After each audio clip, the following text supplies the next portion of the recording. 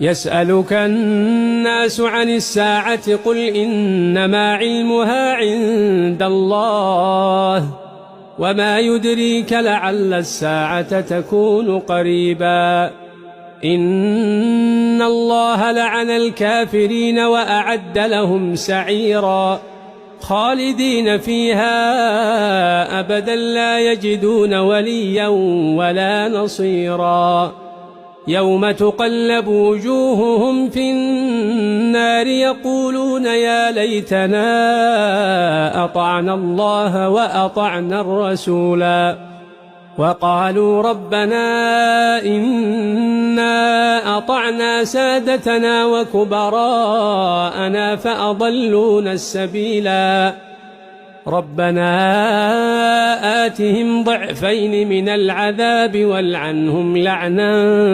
كبيرا.